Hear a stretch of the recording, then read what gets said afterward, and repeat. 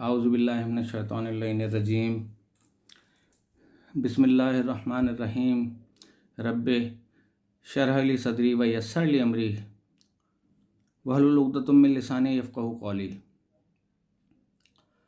میرے تمام ملکی اور میرے غیر ممالک میں رہنے والے میرے وطن کے باسی اور میرے غیر ملکی دوست، ان سب کو میری طرف سے السلام علیکم ورحمۃ اللہ وبرکاتہ۔ سب سے پہلے میں آپ کا شکر گزار ہوں کہ کل میں نے جو توجہ فرمایا، ایک ایمرجنسی میں نے ویڈیو بنائی تھی جس میں نے یہ عرض کیا تھا کہ طاق راتوں میں 21، 23، 25، 27 کو ہم 12,000 کا ورد کریں گے۔ امن یجیب المضطر اذا دعاہ ویکشف السوء، اسے سوء بھی پڑھتے ہیں اور اسے سوء بھی پڑھ سکتے ہیں۔ امن یجیب المضطر اذا دعاہ ویکشف السوء، تو یہ 12,000 مرتبہ ایک ہی نشست میں پڑھنا ہے، اور تمام میں نے اس کے فضائل اپنی اس میں بتا دیے تھے کل والی اپنے پروگرام میں۔ تو یہ ہم آن لائن کریں گے۔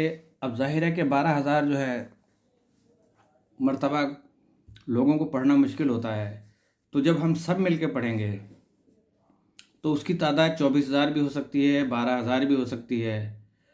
جتنے ہمیں میسر آئیں گے ویور، اس حساب سے جو ہے ہمارا یہ پورا ہوگا، اور اس کے بعد ہم نے وہ دعائیں مانگنی ہیں اللہ پاک سے ان دنوں میں کہ اس کے فضائل اتنے ہیں کہ آپ گن نہیں سکتے، کہ ہے کوئی مضطر، ہے کوئی بے قرار کی دعا کو سننے والا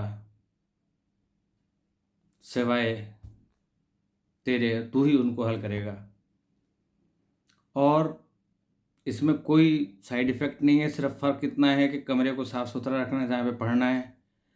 اگر ویورز زیادہ ہوئے پڑھنے میں تو آپ یقین جانیں کہ آدھے گھنٹے کے اندر جو ہے نا یہ 12,000 یا 24,000 کی تعداد ہوتی رہے گی۔ اور جو لوگ اپنے گھر میں خود اپنے طور پہ کرنا چاہیں کہ 6 افراد ہیں تو 2,000 دفعہ پڑھ لیں تسبیح لے کے،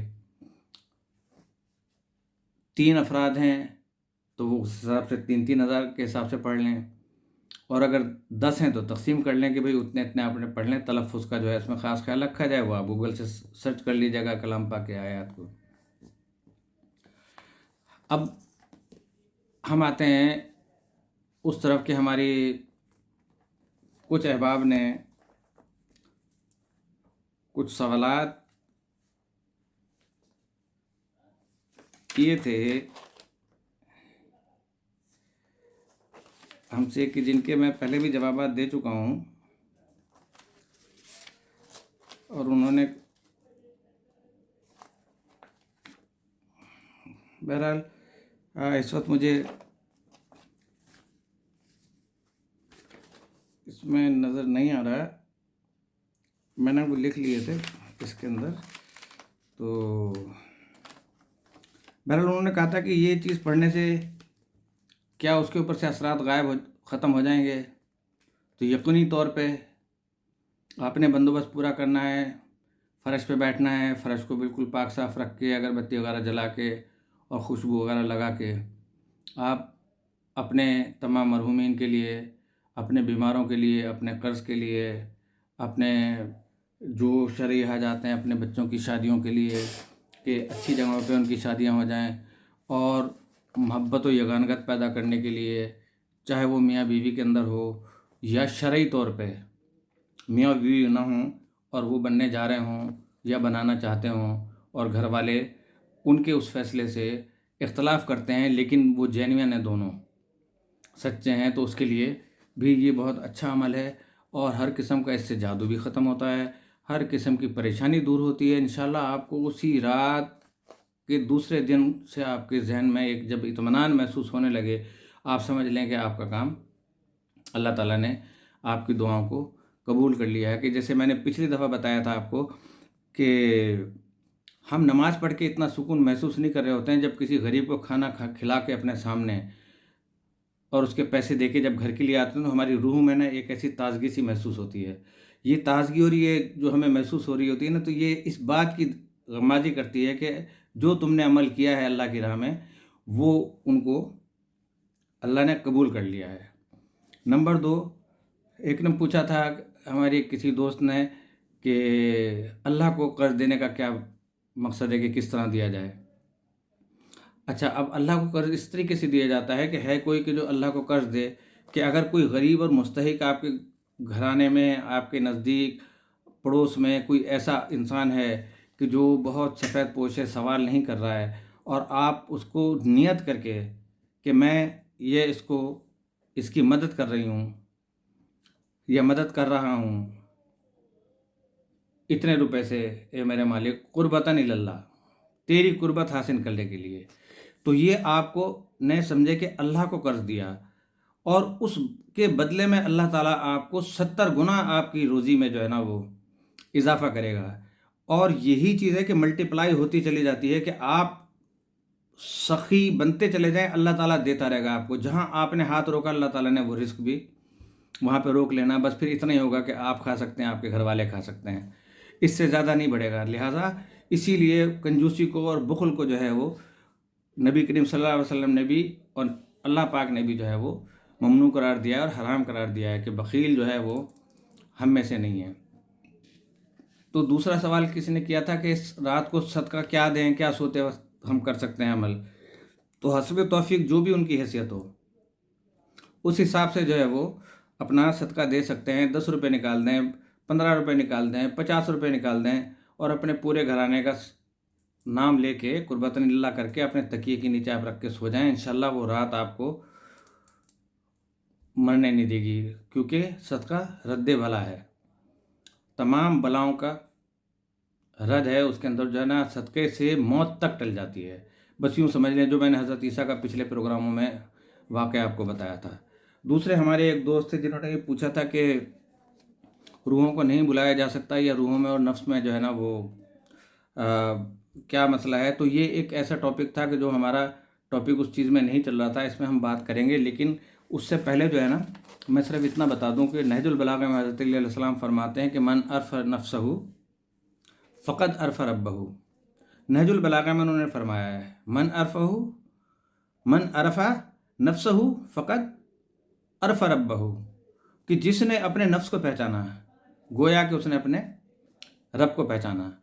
تو اب آپ مجھے صرف یہ بتائیں کہ اب ہم اپنے آپ کو کیسے پہچانیں. اس کے لیے اللہ تعالیٰ نے فرمایا وفی انفسکم افلا تبصرون، اور تمہارے نفس میں نشانیاں ہیں، کیا تم نہیں جانتے، کیا تم فکر نہیں کرتے. یہی حضرت علی علیہ السلام فرما رہے ہیں کہ جس نے اپنی ذات کو پہچانا تو اس نے گویا کہ اپنے رب کو پہچانا. اب کیسے کہ جسم ہے ہمارا وہ زمین میں بیٹھا چلا جاتا ہے اور وہیں پہ واپس چلا جاتا ہے، اور جو ہماری روح ہے وہ ایک انتہائی بلندیوں میں سے اتری ہے، وہ واپس اوپر چلی جاتی ہے. اب اگر انہیں چھوڑ دیں گے تو جو بلند ہے وہ اوپر چلی جائے گی، جو پست ہے وہ نیچے چلا جائے گا جسم جو ہے. تو نفس ایک ایسی کڑی ہے کہ جو دونوں کو روکے ہوئے ہے. تو جب انسان مرا تو کیا روح بھی مر گئی؟ تو میں نے پہلے کہا تھا کہ روح کو فنا نہیں ہے، جسم کو بقا نہیں ہے. میرا پچھلے پروگرام آپ دیکھ سکتے ہیں، اس کے اندر روح جو ہے وہ امر ربی ہے. یہی سوال کیا گیا تھا حضور اکرم صلی اللہ علیہ وسلم سے کہ روح کیا چیز ہے. تو اللہ تعالیٰ کا حکم نازل ہوا کہ رسول جب یہ تم سے پوچھیں کہ روح کیا ہے تو تم کہہ دینا کہ یہ امر ربی ہے. اور جب امر ربی ہے تو امر کو جو ہے نا موت آ ہی نہیں سکتی، کیونکہ یہ اللہ کا امر ہے. اب تو کیا جسم مر گیا؟ مرا وہ بھی نہیں ہے، کیونکہ بس جسم میں حرکت نہیں ہے. لمبائی، چوڑائی، آنکھ، کان، ناک، ہاتھ، پیر سب کچھ ویسے کے ویسے ہیں اس کے. لیکن وہ چیز چھین لی گئی ہے کہ جس سے اس میں حرکت آتی تھی. اس کا مقصد یہ کہ اس کا نفس وہ مر گیا. روح کا کام یوں سمجھ لیں آپ، روح، نفس اور جسم. تو اب جسم کو جب نفس کو موت آ گئی، نفس جسم میں سے نکل گیا، اب کیا ہوتا ہے کہ جب تک نفس اس کے اندر رہتا ہے وہ حرکت کرتا رہتا ہے. اگر آپ کو اچانک جاتے ہوئے آپ کا ایسا محسوس ہوا کہ آپ کے پیر کے نیچے کانٹا آ گیا ہے اور ابھی پوری طرح وہ کانٹا آپ کے پیر میں چبھا نہیں ہے، لیکن ایک دم آپ کے نفس نے فوراً آپ کو بتایا کہ خبردار یہاں پہ جو ہے وہ کانٹا ہے، وہ وہاں پہ پہنچ گیا اور آپ کو بچا لیا اس نے. اب نفس اگر سر میں پتھر مار دیا کسی نے تو نفس کو فوراً ایک دم احساس ہوا کہ یہاں پہ درد ہے، یہاں پہ وہ اس کی مدد کے لیے پہنچے گا.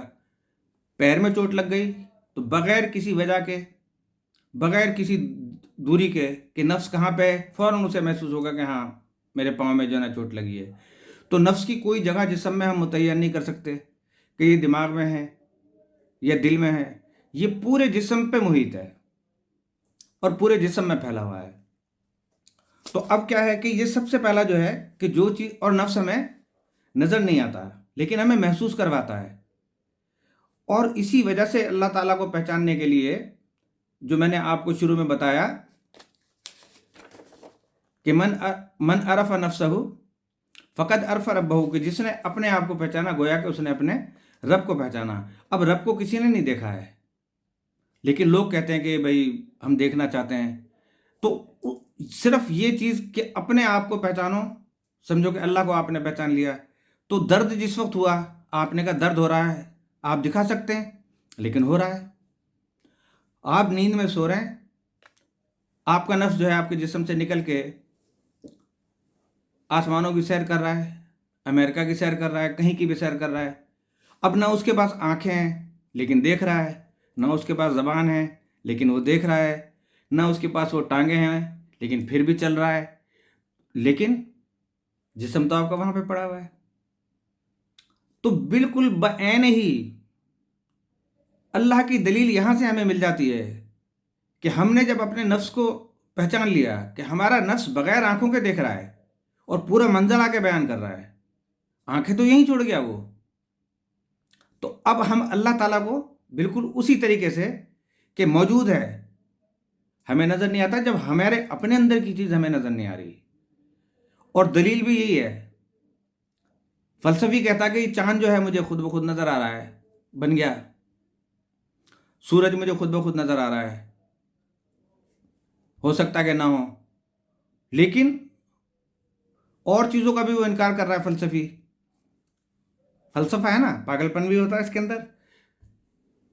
تو وہ یہ تسلیم کر رہا ہے کہ بھائی یہ دنیا جو ہے نا خود بخود جو تھے نا وجود میں آ گئی یا نہیں آئی، لیکن یہ جو سورج مجھے نظر آ رہا ہے یا چاند نظر آ رہا ہے یا پہاڑ نظر آ رہا ہے، یہ میری نظر کا دھوکہ ہو سکتے ہیں. یہ وہ سوچتا رہا. سوچنے کے بعد اس نے کہا کہ چلیں کوئی کچھ بھی نہیں ہے، یہ کوئی چیز نہیں ہے، لیکن میں تو ہوں. اس کا اقرار تو وہ کر رہا ہے. اب جب میں ہوں تو میں کہاں سے آیا ہوں؟ تو میں کو پھر وہ ڈھونڈتا ہے کہ چلو میں بھی آ گیا اور میں ہر کام اپنے ارادے سے کر رہا ہوں اور کہہ رہا ہوں کہ بھئی مجھے جانا ہے، اٹھ رہا ہے، جا رہا ہے، بھاگ رہا ہے، یہ ارادہ ہے اس کا. تو جب وہ ارادے سے کام کر رہا ہے تو پھر وہ یہ سوچنے پہ مجبور ہوا کہ اگر میں ہوں تو میں کہاں سے آیا ہوں. تو اس کے دل میں یہی سوچ آنا جو کہ ارادہ ہے وہی تو خدا ہے. تو لہٰذا اس جگہ پر جو ہے وہ اب کسی انسان کی جو ہے نا بے ہوشی کے اندر ٹانگ کاٹ دی جائے تو اس وقت اس کا نفس سویا ہوا ہوتا ہے، اسے پتہ نہیں چلتا. لیکن اگر بے ہوشی کے علاوہ کاٹی جائے ٹانگ تو نفس جو ہے فوراً جو ہے وہ اس کو تکلیف ہوگی. تو پھر کیا ہوا کہ کیونکہ اس وقت نفس غافل تھا. تو جب غافل ہو درد محسوس نہیں ہو رہا، تو جب بیدار ہے اور نفس جسم کے اندر موجود ہے، اب کسی نے پتھر مار دیا، اگر نفس کا کوئی مرکز ہو تو نفس کو فوراً اطلاع مل جاتی ہے مل جائے کہ مجھے چوٹ لگی ہے، لیکن اس کا تو کوئی مرکز ہے ہی نہیں۔ تو اسی لیے اللہ تعالیٰ نے یہ ارشاد فرمایا تھا کہ فی انفسکم افلا تبصرون، اور تمہارے نفس میں نشانیاں موجود ہیں، اسی حضرت علی کے کلام کے مطابق کہ جس نے اپنے آپ کو پہچانا گویا کہ اس نے اپنے رب کو پہچانا۔ جب ہم اپنے آپ کو پہچان لیں گے تو ہم اپنے نفس کو بھی پہچان لیں گے۔ جن صاحب نے یہ سوال کیا تھا، یہ ہمارے ابھی چیپٹر میں نہیں آیا تھا، پہلے بھی میں کافی کچھ بیان کر چکا تھا اس سلسلے میں، کہ موت جو ہے وہ نفس کو نہیں آتی ہے، موت جو ہے وہ اس کے نفس کو آتی ہے، روح کو نہیں آتی۔ روح بلندی کے اوپر چلی جاتی ہے، اس کے باوجود کچھ جو نیک روح ہیں یعنی نیک نفس ہیں وہ زندہ ہوتے ہیں، قبر کے اندر موجود ہوتے ہیں۔ اسی لیے ہمیں حکم ہوا ہے کہ جب قبرستان آپ جائیں تو آپ پڑھیں السلام علیکم یا اہل القبور۔ وہ پھر اس کے جواب دیتے ہیں کہ ان میں ان کا نفس جو ہے وہ موجود ہے، اور اسی وجہ سے اللہ تعالیٰ نے فرمایا کل نفس ذائقۃ الموت، کہ ہر نفس نے موت کا ذائقہ چکھنا ہے، روح نے تو مرنا ہی نہیں ہے نا۔ تو ایک چیز یہ ہو گئی۔ دوسرا تھا جو پوچھا تھا انہوں نے، ہاں اب دوسری میں مثال یوں بتاؤں کہ آپ گاڑی چلا رہے ہیں، فرض کریں گاڑی کے اندر ایک ٹینک ہے جس میں کہ پیٹرول ڈالا ہوا ہے۔ پیٹرول کو آپ ایک روح تصور کر لیں، اس کے بعد جو پورے گاڑی ہے اسے آپ جسم تصور کر لیں۔ تین ہی چیزیں ہوتی ہیں نا انسان کے اندر، روح، نفس، جسم۔ اب ٹینک میں جو پیٹرول تھا اسے آپ نے روح تصور کر لیا، وہ چلا گیا، اوپر اڑ گیا۔ جو گاڑی تھی آپ کی باڈی، وہ آپ کا جسم ہے۔ اب جو اسے چلا رہا ہے وہ اس کا نفس ہے۔ اب چلانے والا اگر نشے میں ہے یا نیند میں آ رہا ہے، وہ جیسے بھی چلائے گاڑی کو جا کے مار سکتا ہے۔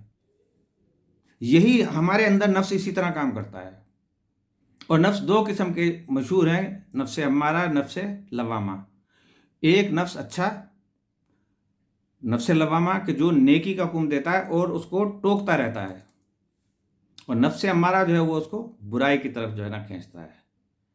تو یہ مختصر سی بات ہو گئی تھی۔ تو ہم نے بہرحال اب ٹائم جو ہے وہ کم رہ گیا، اور میرے ایک بھائی نے شکایت کی تھی، شکوہ کیا تھا کہ آواز کم آتی ہے، لیکن پتہ نہیں یا تو موبائل وغیرہ میں یا کا بھی مسئلہ ہوتا ہے، لیکن میرے پاس آواز صحیح آتی ہے۔ لیکن آج میں کچھ ذرا تھوڑا تیز بات کر رہا ہوں تاکہ آپ لوگوں کو سماعتوں کو محنت نہ کرنی پڑے، سننے کے لیے کان سے نہ لگانا پڑے۔ تو ہم نے وہاں پہ ختم کیا تھا کہ ان اسرار سے مراد روح انسان کی حقیقت اور خود زندگی ہے۔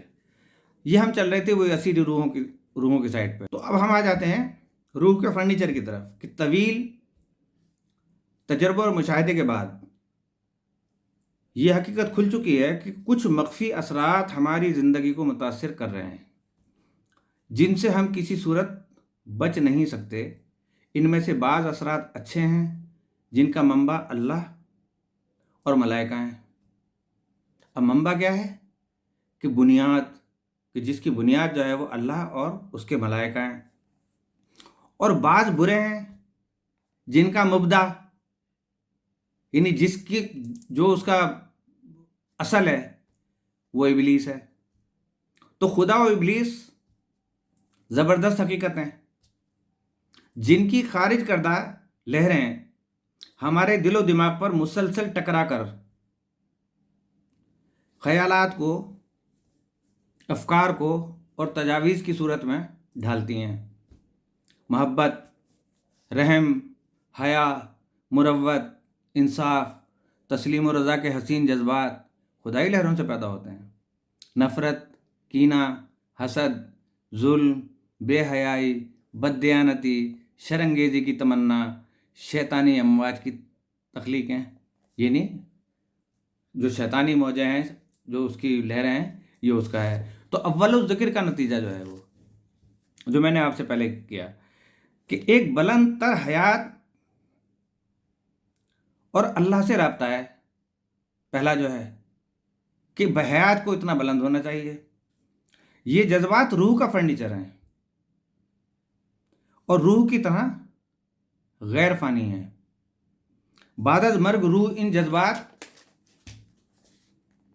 کے ساتھ اسیر میں جا پہنچے گی، روحوں میں مل جائے گی، جا کے وہاں اچھے جذبات لالا و سمن کی صورت اختیار کریں گے، یعنی پھول و خوشبو کی طرح، کہ پرانا ایک نغمہ کبھی سنا کرتے تھے، آؤ مل جائیں ہم سگندھ اور سمن کی طرح، کہ خوشبو اور اس کی طرح تو اختیار کر لیں گے۔ اور برے نار و گلخن کی، برے والے جو ہیں وہ آگ کی طرف جو ہے نا ان کا رخ ہوگا۔ تو من کی وسیع دنیا میں خدا و ابلیس دونوں آباد ہیں، ہمارے دل کے اندر دونوں، رحمان بھی موجود ہے ہمارے اندر، شیطان بھی موجود ہے، نفس لوامہ بھی موجود ہے، نفس امارہ بھی موجود ہے۔ تو آؤ ہم خدا کو اپنا لیں تاکہ خیر کو، شر پر، سکون کو، اضطراب پر، یزداں کو، اہرمن پر، حیات کو، موت پر فتح حاصل ہو۔ تبصرہ کر دیتے ہیں کہ یہ تھے ڈاکٹر کانن، کہ ممکن ہے کہ ہمیں ان کی تمام حکایات سے اتفاق نہ ہو، لیکن ان کی ایک بنیادی فلسفہ جو ہے، فلسفہ خیر و شر سے اختلاف کی کوئی گنجائش نہیں ہے۔ اسلام سے بالکل اس کا کوئی ٹکراؤ نہیں ہے، شریعت سے اس کا کوئی ٹکراؤ نہیں ہے۔ ہزارہا سال کا انسانی تجربہ، اولیاء و فلاسفہ کی جستجو اور انبیاء عالم کی تصریحات اس کی تائید کرتی ہیں۔ میں نے اپنی، ڈاکٹر کانن کہتے ہیں کہ 60 سالہ زندگی میں خیر و شر کے بڑے بڑے مارکے دیکھے، خیر کو ہر جگہ فتح حاصل ہوئی اور شر ہر میدان میں ہارا، کیونکہ حق آتا ہے تو باطل چلا جاتا ہے۔ میں نے ایسے بڑے بڑے دولت مند دیکھے جنہیں زندگی کی تمام سہولتیں حاصل تھیں، لیکن بدمستی و سیاہ کاریوں کی وجہ سے اطمینان و سکون کی جنت نہ پا سکے۔ کسی نے اضطراب گناہ کی وجہ سے خودکشی کر لی، کوئی خوفناک امراض کا شکار ہو گیا، کسی کی نیند اس فکر میں حرام ہو گئی کہ فلاں جنس کا نرخ نہ ٹوٹ جائے، فلاں جہاز جو سامان سے لدا ہوا تھا انگلینڈ جا رہا ہے، سمندر میں نہ ڈوب جائے، جنگ چھڑنے کی صورت میں میری 7 کوٹھیاں توپوں کا نشانہ بن جائیں گی، فلاں افسر آنکھیں نہ بدل لے، میں کہیں مر نہ جاؤں۔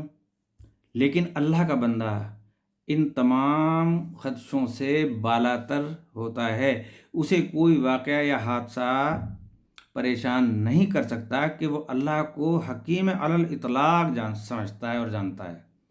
اس کے ہر اقدام کو، خواہ وہ زلزلہ ہو یا موت، خیر محض قرار دیتا ہے کہ خیر ہی خیر ہے ہر چیز میں۔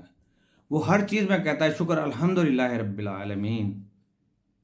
وہ دنیوی خدا اور دنیوی خداؤں کو قطعاً خاطر میں نہیں لاتا کہ جو دنیا کے فرعون اور وہ خدا بنے ہوئے ہیں ان کو وہ خاطر میں نہیں لاتا۔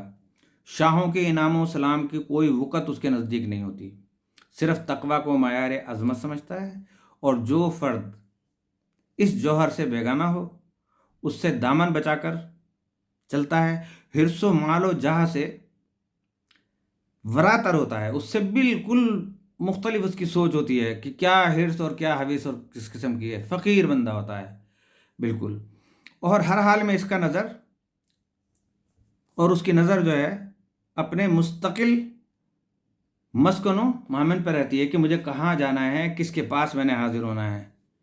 کہ بقول علامہ شاعر کے ہاتھ اللہ کا، بندہ مومن کا ہاتھ، غالب و کار آفریں، کار کشائے کار ساز۔ تو وہ اور بھی بہت کچھ اس میں فرماتے ہیں۔ تو قرآن حکیم نے اس میں ارشاد فرمایا سینکڑوں جگہ پہ کہ جو شخص ہماری یاد سے غافل ہے اور دنیا کو مقصد حیات سمجھتا ہے اس سے منہ پھیر لو، ان لوگوں کو علم ہی اتنا ہے، اس لیے کہ انہوں نے اپنی ذات کو پہچاننے کی کبھی کوشش ہی نہیں کی۔ سورہ نجم کی آیت نمبر 30۔ قرآن نے کتنی پر مغز بات کہہ دی کہ ان کا علم ہی اتنا ہے، جتنا بس یہ جانتے ہیں. یہ بالکل ایسے ہی ہے کہ جب نبی کریم صلی اللہ علیہ وسلم کو لوگ پتھر مارتے تھے، بی بی خدیجہ الکبریٰ ام المومنین جب پوچھتی تھی کہ آپ کو اتنا پتھر کیوں مارتے ہیں، تو انہوں نے کہا کہ خدیجہ انہیں پتہ نہیں ہے، میری معرفت ابھی نہیں ہے، یہ مجھے پہچانتے نہیں ہیں، اس لیے میرا ان سے کوئی شکوہ نہیں ہے، ان سے کوئی گلہ نہیں ہے. تو وہی چیز جو ہے اللہ تعالیٰ فرما رہا ہے کہ ان کا علم ہی اتنا ہے. جب علم آ جائے گا تو پھر نور بھی خود بخود جو ہے وہ آ جائے گا. تو اس دنیا کی لذت کو ناپائیدار، روح کو پائیدار، اسیر کو روح کا وطن سمجھنے کے لیے بے پناہ علم و نظر کی ضرورت ہوتی ہے. اور یہی وہ حقائق ہیں کہ جنہیں پا لینے کے بعد پرسنالٹی کا ارتقا شروع ہو جاتا ہے. انسان کی شخصیت وہاں سے بلند ہونی شروع ہوتی ہے. قد سے شخصیت نہیں بلند ہوتی، پیسے سے شخصیت بلند نہیں ہوتی. کہ جیسے میں نے آپ کو بتایا تھا پچھلے پرسوں ترسوں کے پروگرام میں کہ سقراط کے پاس جو تھا نا، ایک بہت سوٹڈ بوٹڈ آدمی گیا اور چپ چاپ خاموش کھڑا رہا. تو سقراط نے کہا کہ حضور ذرا کچھ بولیے تاکہ پتہ چلے. اور حضرت علی نے فرمایا کہ بند دکان کو کوئی نہیں پہچان سکتا، دکان کو کھولو گے تو پتہ چلے گا کہ اس میں کوئلے بکتے ہیں یا ہیرے کی کان ہے یا ہیرے کی دکان ہے. اسی طرح انسان کی زبان ہے کہ جب کھلتی ہے تو پتہ چلتا ہے کہ وہ کتنی ویلیو رکھتا ہے. تو پرسنالٹی کا ارتقا شروع ہوتا ہے اور انسان زینہ بزینہ، منزل ب منزل، آستانہ لاہوت تک جا پہنچتا ہے. کہ سورہ انشقاق کے اندر کہ شفق کی بہاروں، رات کے فراہم کردہ نظاروں اور مہ کامل کی قسم کہ تم زینہ بزینہ بلندیوں کو طے کر کے اوپر آؤ گے.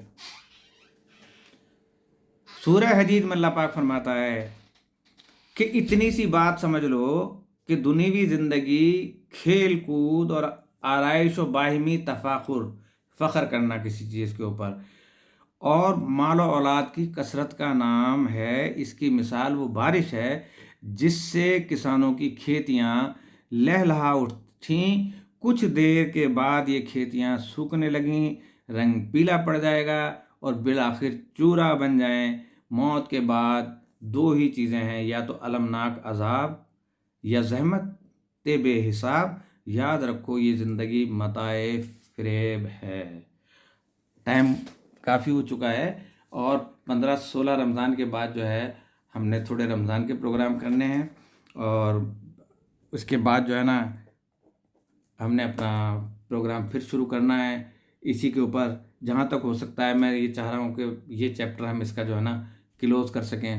اس کے لیے مجھے آپ کے اسی طرح تعاون کی ضرورت ہے کہ آپ مجھے زیادہ سے زیادہ سبسکرائب کریں. اگر میرے پروگرام آپ کو اچھے لگ رہے ہیں مجھ سے سوالات پوچھیں، مجھے بھی اس سے رہنمائی ملے گی. اور دیگر یہ ہے کہ جو ایک صاحب نے پوچھا تھا کہ حصار کس طرح کیا جائے، تو حصار کے بارے میں کسی وقت انشاءاللہ اس پہ گفتگو کروں گا، کیونکہ اس میں تفصیلی چیزیں چاہیے ہوتی ہیں. تو فی الحال جو ہے وہ آپ ان راتوں کا جو ہے انتظار کریں. انشاءاللہ ہم سب بیٹھ کے اکٹھے پڑھیں گے اور پھر ہم اللہ تعالیٰ کا جو ہے نا وہ معجز نماز دنیا کو دیکھیں گے اور اپنی ان مشکلات کو دیکھیں گے کہ کہاں پہ کھڑی ہیں. شرط یہ ہے کہ ہمارا دل پاک ہونا چاہیے، دماغ پاک ہونا چاہیے، ذہن پاک ہو. بالکل ٹھیک ہو گیا جناب.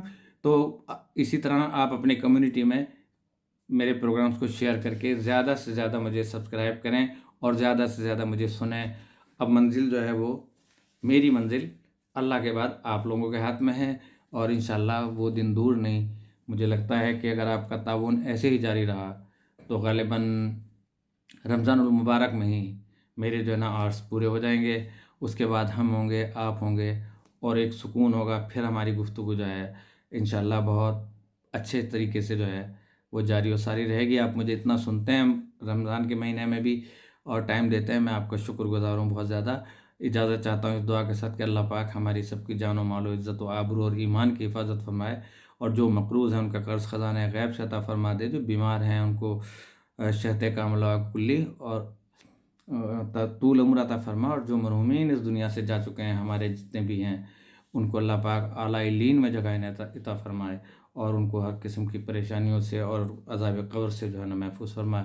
اور ہماری جو تیری مخلوق میرے معبود جہاں جہاں تیری مدد کی طالب ہے، چاہے وہ فلسطین ہو، بوسنیا ہو، ہرزگوینہ ہو، آزاد کشمیر ہو، مقبوضہ کشمیر ہو، خود بذات خود پاکستان ہو، انڈیا ہو، امریکہ ہو، جہاں تیری مدد کی ضرورت ہے ان کی تو مدد فرما۔ ربنا تقبل منا انک انت السمیع الدعاء۔ السلام علیکم ورحمۃ اللہ وبرکاتہ۔